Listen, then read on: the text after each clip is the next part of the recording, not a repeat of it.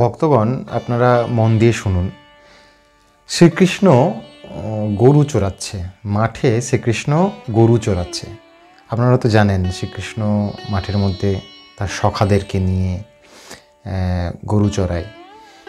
আমরা সেটা দেখেছি, মানে টিভির মধ্যে দেখেছি বা শুনেছি শ্রীকৃষ্ণ গরু চড়াচ্ছে। তো এখন শ্রীকৃষ্ণের, যিনি এই জগতের স্রষ্টা, যিনি এই জগৎ সৃষ্টি করেছেন বলা যেতে পারে, তিনি গরু চড়াচ্ছেন। মানে তার মধ্যে, কথা বলতে চাইছি যেটা, তার মধ্যে কোনো অহংকার কিন্তু নেই। কিন্তু তার সৃষ্টি আমরা এই মানব জাতি বা মানব কুলের কোনো অংশ হয়ে, একটা ছোট্ট অংশ হয়ে আমাদের মধ্যে অনেক অহংকার। একটা চাকরি ভালো পেয়ে গেলাম, আমাদের মধ্যে অনেক অহংকার। একটা ভালো ব্যবসা করে ফেললাম, আমাদের মধ্যে অনেক অহংকার। আমাদের মাটিতে পাই পড়বে না এমন একটা পরিস্থিতি তৈরি হয়ে যায়। তো এই প্রসঙ্গে একটা ছোট্ট গল্প না বললেই হয় না, যেটা হলো ভৃগুমুনি, ব্রহ্মপুত্র ভৃগুমুনির কথা তো আপনারা সবাই শুনেছেন, জানেন হয়তো। তো এই ভৃগুমুনির হঠাৎ করে একদিন ইচ্ছে হলো, উনি ব্রহ্মার পুত্র ছিলেন, ওনার ইচ্ছে হলো যে এই ব্রহ্মা বিষ্ণু মহেশ্বর, এই ত্রিদেব, এদের মধ্যে সবথেকে মহান দেবতা কে, তা তিনি ওনার মতো করে, মানে ভৃগুমুনির মতন করে উনি চিনে নেবেন যে এদের মধ্যে মহান দেবতা কে। তো কিভাবে চিনবেন? মহান হতে গেলে কি কি গুণ থাকতে হবে? মহান হতে গেলে কাম, ক্রোধ, লোভ, মদ, মোহ, আশ্চর্য, এই 6 গুণ, মানে 6 রিপু আর কি, ষড়রিপু। এই ষড়রিপু থাকা চলবে না মহান হতে গেলে। তো এই 3 দেবের মধ্যে কার মধ্যে এই গুণ, মানে বদ গুণ আর কি নেই, তা তিনি তার নিজের মতন করে বের করতে চেষ্টা করলেন। প্রথমে গেলেন তার বাবার কাছে। বাবা তো ছেলের সব থেকে কাছের মানুষ হয়, তাই প্রথমে গেলেন বাবার কাছে, মানে ব্রহ্মার কাছে। উনি হলেন সৃষ্টিকর্তা ব্রহ্মা। কাহিনীটা ভালো করে শুনুন। তো গিয়ে দেখলেন বাবার পঞ্চমুখ হয়ে বসে আছে। আপনারা তো জানেন চতুর্মুখ ব্রহ্মা, তাহলে পঞ্চমুখ বলছি কেন? ওনার পঞ্চমুখ হয়ে বসে আছে। কীভাবে হয়েছিল জানেন?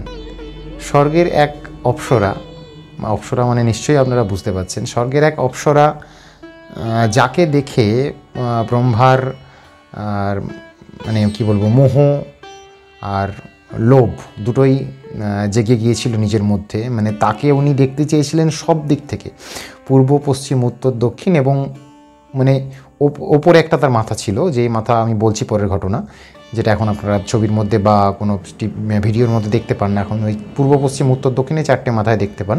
ওপরে একটা মাথা ছিল। তো ওপরের মাথার কাজ ছিল সব দিক থেকে নজর রাখা, এই 4টে মাথার কাজ ছিল 4টে দিক নজর রাখা। তো ও তাকে সবসময় দেখতে পাওয়ার জন্য এতটাই মোহর মধ্যে উনি লিপ্ত হয়ে গেছিলেন যে তাকে সবসময় দেখতে পাওয়ার জন্য উনি পঞ্চমুখ ধারণ করেছিলেন। তো তার মধ্যে তাহলে কাম রয়েছে বা লোভ রয়েছে, তাহলে বাবাকে কি করে উনি 3 দেবের মধ্যে শ্রেষ্ঠ বলে মনে করবেন, মানে আদি ভগবান হিসেবে মনে করবেন?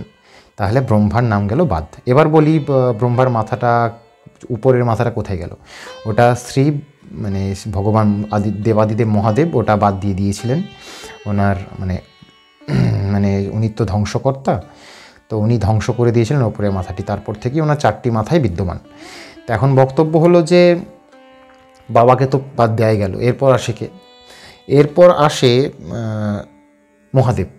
মহাদেব নিজে। এরপর উনি মহাদেবের কাছে গেলেন। মহাদেবের কাছে গিয়ে দেখছেন উনি তো সংসারী মানুষ, সবই ঠিকঠাক, ওনার মধ্যে বৈষ্ণব ভাব রয়েছে, ওনার মধ্যে কি বলবো, ওনার মধ্যে উনি ত্যাগী মানুষ, উনি পাহাড়ে বসবাস করেন, কৈলাসে বসবাস করেন, ওনার মধ্যে সব কিছু ঠিকঠাক রয়েছে। কিন্তু একটা জায়গায় গিয়ে মহাদেবের কাছে উনি আটকে গেলেন। তা সেই জায়গাটি হলো মহাদেবের ক্রোধ। মহাদেব তো ধ্বংসের দেবতা, তো ওনার ক্রোধেতে গিয়ে ভৃগুমুনি ওখানেও আটকে গেলেন। দেখলেন যে মহাদেবের তো ক্রোধ অনেক বেশি, উনি তো ক্রোধ সংবরণ করতে পারেন না। তাহলে যদি উনি ক্রোধ সংবরণ করতে না পারেন, তাহলে ওনাকে মহান দেবতা কিভাবে বলা যেতে পারে, ওনাকে আদি দেবতা কিভাবে বলা যেতে পারে? সব গুণই বিদ্যমান, কিন্তু ক্রোধ তো উনি সংবরণ করতে পারেন না, উনি তো প্রলয় ঘটিয়ে দেন। তাহলে মহাদেবকে উনি এই মানে নাম থেকে বাদ দিলেন, মানে 3 দেবের নাম থেকে উনি বাদ দিলেন। এরপর আসে কার কথা? এরপর আসে স্বয়ং বিষ্ণুর কথা। ভগবান বিষ্ণু তখন ক্ষীরোদ সমুদ্রের নিচে বাসুকী নাগের ওপর শুয়ে কপট নিদ্রায় ব্যস্ত। কপট নিদ্রা মানে বুঝতে পারছেন, ঘুমের ভান করে উনি শুয়ে আছেন, এইভাবে উনি শুয়ে আছেন।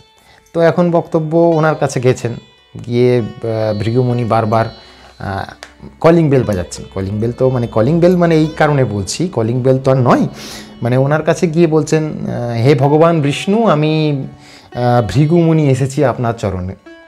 হে ভগবান বিষ্ণু, আমি ভৃগুমুনি এসেছি আপনার চরণে। এরকমভাবে বারবার বলতে শুরু করেছেন। নারায়ণ কপট নিদ্রায় শুয়ে শুয়ে কিন্তু সব বুঝতে পাচ্ছেন, সব শুনতে পাচ্ছেন, কিন্তু উনি চোখ খুলে দেখছেন না।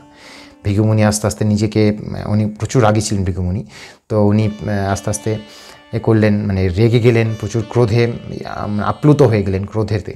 তারপর হঠাৎ করে মানে শ্রী নারায়ণকে, শ্রী বিষ্ণুকে উনি জাগাবার জন্য কি করলেন, বিষ্ণুর বুকেতে উনি পায়ে করে লাথি মারলেন। কি করলেন? বিষ্ণুর বুকেতে উনি পায়ে করে লাথি মারলেন। তখন বিষ্ণু চোখ মেলে দেখল, চোখ মেলে দেখে বলল, হ্যাঁ ভৃগু, তুমি এসেছো, বলো তোমার কি সমস্যা। ভগবান, আপনি ঘুমের কপট নিদ্রার ভান করে আপনি এখানে শুয়ে আছেন, আমি আপনাকে বারবার ডাকছি, আপনি শুনতে পাচ্ছেন না। আমি জানতে চাইছিলাম বা বুঝতে চাইছিলাম আপনি কি আমার ভগবানদের মধ্যে মহান।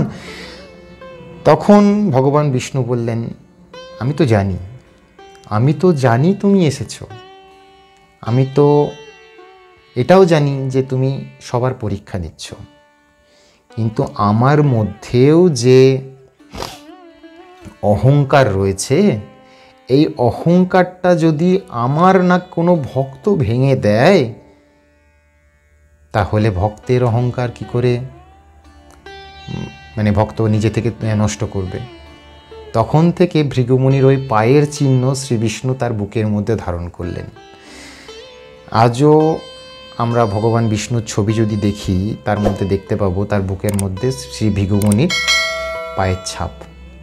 কোনো ভক্ত যখন শ্রী বিষ্ণুকে নিজের চোখে কোনো ছবিতে দেখবেন, তখন অবশ্যই সেই বুকের ওই জায়গাটায় তার চোখ যাবে, এবং ভক্ত সঙ্গে সঙ্গে বুঝতে পারবে যে ভগবানের অহংকার নেই। তাই একটা মানে মুনি, একটা ব্রাহ্মণের পায়ের ছাপ তার নিজের বুকেতে ধারণ করেছেন।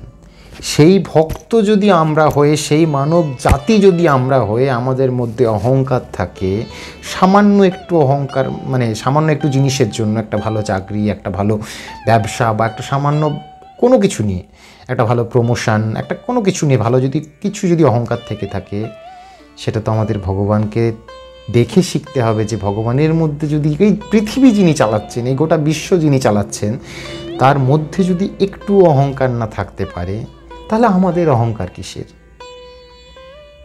গল্পটা বুঝতে পেরেছেন? এরপর আরেকটা জিনিসও আপনাদের বলি, আরও কিছু জিনিস আপনাদের বলা দরকার।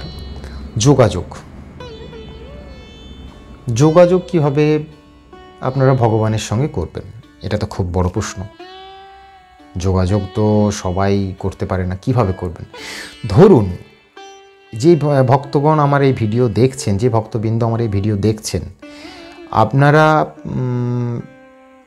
আমায় একদিন হঠাৎ ফোন করলেন, ফোন করে বললেন, দাদা বা ভাই, আমি বিপদে পড়েছি, আমাকে একটু উদ্ধার করো। আমি কি আপনাদের উদ্ধার করব? কিন্তু যদি আমি বা আপনি প্রতিদিন আপনাদের সঙ্গে যোগাযোগ রাখি, ফোন করে খবর নিই, কেমন আছেন জানি, সেই মুহূর্তে যদি আমি একদিন ফোন করে আপনাদের বলি, বা আপনারা একদিন যদি ফোন করে আমাদের বলেন যে দাদা বা ভাই, আপনি বিপদে পড়েছি, একটু উদ্ধার করুন, আমি কি আপনাদের উদ্ধার করতে যাব না, বা নাকি আপনারা আমায় উদ্ধার করতে আসবেন না? এটা হলো যোগাযোগ। আপনারা যোগাযোগ স্থাপনই করছেন না, যখন বিপদে পড়ছেন তখন ডাকছেন, তাহলে কিভাবে হবে? যোগাযোগ তো আপনাদের স্থাপন করতে হবে, ভগবানকে চেনাতে হবে যে ভক্ত কে, ব্যাপারটা বুঝতে পারছেন? ভগবানকে চেনাতে হবে যে তার ভক্ত কে, এটা হলো মেন ব্যাপার। তবে তো আপনার সে উদ্ধার করতে আসবে, আপনার বিপদে সে আগিয়ে আসবে। তাকে কোনোদিন ডাকলেনই না, তাকে আপনি চেনালেনই না আপনি কে, তাহলে আপনার বিপদে সে আসবে কি করে? তাকে চেনান, তাকে জানান। তাকে চেনাবেন কিভাবে? তাকে ডাকতে হবে করজোড় করে অহর্নিশি। ডাকুন, ডেকে চলুন, অহর্নিশি ডেকে চলুন। সবসময় বলুন হরে কৃষ্ণ কৃষ্ণ কৃষ্ণ হরে হরে, হরে রাম রাম রাম হরে হরে। যত ডাকবেন তত মুক্তি পাবেন, যত ডাকবেন তত আনন্দ পাবেন। একবার ডেকে দেখুন, কি মধু যে এই নামে রয়েছে, একবার ডেকে তো দেখুন। এরপর আসি আর একটা আলোচনা নিয়ে, যেটা হলো 6 গাভী। আপনারা কি জানেন আমাদের শরীরেতে, আমাদের অন্য কোনো বাড়িতে নয়, কিন্তু আমাদের এই দেহ শরীরেতে, এই দেহ বাড়িতে সবার, আমার আপনার সবার 6 গাভী বসবাস করে। অবাক হলেন? 6 গাভী কোথা থেকে এলো? গাভী মানে তো গরু, তো 6 গাভী কোথা থেকে এলো? হ্যাঁ, একটু আগে বলেছিলাম না ওই ব্রহ্মার ঘটনাটায়, ব্রহ্মা বিষ্ণু মহেশ্বরের ঘটনায়, ষড়রিপু। ওই ষড়রিপুই হলো 6 গাভী। কাম, ক্রোধ, লোভ, মদ, মোহ আর আশ্চর্য, এই 6 গাভী আমাদের সবার শরীরে বিদ্যমান। তার উদাহরণ একটা দিই। ধরুন আপনার কোনো মায়ের কোনো মেয়ে হয়েছে, মানে মেয়ে আছে, তার বিয়ে দিয়েছেন, কিন্তু আপনার বাড়িতে গরু বা ছাগল জাতীয় কোনো গবাদি পশু চাষ করেছেন। আপনি মেয়ের বাড়িতে গিয়ে 4 দিন থাকুন তো দেখি কতটা পারেন। আপনার মন পড়ে থাকবে ওই গাভী বা ওই ছাগলের প্রতি, যেয়ে থাকতে পারবেন না, কিছুতেই সম্ভব নয়। তাহলে এখন বক্তব্য হলো এটাই, ঠিক এই রকমই হয় আপনাকে সেই গাভী বিক্রি করতে হবে, বা কারোর বাড়িতে মহলত দিয়ে যেতে হবে কদিনের জন্য। ঠিক সেই সময়, ঠিক সেই একইভাবেই, মানে আপনাকে ভগবানকে লাভ করার জন্য এই 6 গাভীর বিসর্জন দিতেই হবে। সেটা আপনি বিক্রিই করেন, কাউকে দানই করেন, বা ভগবান কি পাই সেটা থেকে মুক্তিই পান। যাই হোক, এই 6 গাভী থেকে কিন্তু আপনাকে মুক্তি পেতে হবে, তবেই আপনি ভগবত দর্শন বা শ্রীকৃষ্ণের চরণে ঠাঁই পাবেন। গাভী মানে গরু কিন্তু এখানে আমি বলছি না, গাভী মানে এই ষড়রিপুর কথাই বলছি। এরপরের আলোচনায় আসি গুরুচরণ। গুরুচরণ কিভাবে পাবেন? দেখুন, এখনকার দিনে তো বাজারে অনেক গুরুই রয়েছে। এই গুরুচরণ পাওয়ার জন্য, গোবিন্দর চরণে যাওয়ার জন্য আমাদের যেটা দরকার সেটা হলো একটা নাম, একটা আপনার কানে কেউ ইষ্টগীতি দিয়ে দেবে, সেটাই হলো কিন্তু গুরুচরণ। আপনাকে কিন্তু মাথায় রাখতে হবে এটাই, আপনার জন্ম যে কুলেই হোক না কেন, আপনার কর্ম কিন্তু কথা বলবে। আপনাকে মাথায় রাখতে হবে যে আপনার কর্ম দাতা হলেন আপনার গুরু, আপনাকে কোন দিকে আপনার গুরু নিয়ে যাবে। ততদিন পর্যন্ত আপনার দেহ শুদ্ধ নয়, যতদিন পর্যন্ত না আপনি আপনার গুরুর দেয়া কোনো ইষ্টমন্ত্র জপ করছেন, বা গুরুর দেয়া কোনো মার্গে আপনি আগিয়ে যাচ্ছেন, মানে গুরুর দেয়া কোনো পথে আপনি আগিয়ে যাচ্ছেন। আপনাকে আপনার গুরুর দেয়া পথ বা মন্ত্র দিয়ে আগিয়ে যেতে হবে। সেটা কৃষ্ণ মন্ত্র হতে পারে, কালী মন্ত্র হতে পারে, দুর্গা মন্ত্র হতে পারে, জগদ্ধাত্রী মন্ত্র হতে পারে, যে কোনো মন্ত্র হতে পারে। আপনাকে মাথায় রাখতে হবে আপনার লক্ষ্য একটা, রাস্তা অনেক, যেদিকে যাবেন সেই ভগবানেরই দেখা পাবেন। অতএব আপনাকে ভগবানের সান্নিধ্য পেতে গেলে, ভগবানের দেখা পেতে গেলে গুরুর চরণ ধরতে হবে। গুরুর চরণ ধরে আগিয়ে চলুন, একটা ভালো গুরুর সন্ধান করে তার কাছে দীক্ষা নিন, অবশ্যই দেখবেন ভগবানের মার্গ পেয়ে যাবেন। যাই হোক, আজকে আর ভিডিওটা বেশি বড়, হ্যাঁ আরেকটা জিনিস ভিডিওটা শেষ করার আগে আপনাদের বলে রাখি, পারলে অবশ্যই গলায় তুলসী কাঠির মালা একটা ধারণ করুন। আপনার গলায় যদি সোনার হারও থাকে না দাদা বা ভাই বা বোন, সেটা কিন্তু আপনি মারা যাওয়ার সঙ্গে সঙ্গে সবাই আপনার গলা থেকে খুলে নেবে। যদি আপনার গলায় তুলসী কাঠির মালা একটা থাকে, আমাদের ধরাধামে এমন কোনো পাপিষ্ঠর জন্ম এখনো হয়নি যে বলবে তুলসী কাঠির মালাটা খোল রে ওর গলা থেকে। পারলে একটা ধারণ করুন, আপনার সঙ্গে কিন্তু এই মালাটাই যাবে, আর কিচ্ছু যাবে না। ভগবান শ্রীচরণে, শ্রীকৃষ্ণের শ্রীচরণে নিজেকে সমর্পণ করুন। আর যদি আমাদের ভিডিও ভালো লেগে থাকে আপনার, তাহলে অবশ্যই আমাদের এই মহামন্ত্রম চ্যানেলের সঙ্গে থাকুন। আর আমাদের ভিডিও ভালো লাগলে অবশ্যই সাবস্ক্রাইব করুন। কি ভিডিও এরপর আপনারা দেখতে চান কমেন্টে অবশ্যই জানান। আমাদের এই চ্যানেলে মোটামুটি আমরা ধর্মকথা, তত্ত্বকথা নিয়ে আলোচনা করে থাকি। নমস্কার, আমি কুমারেশ, আপনাদের পাশে থাকার জন্য ধন্যবাদ।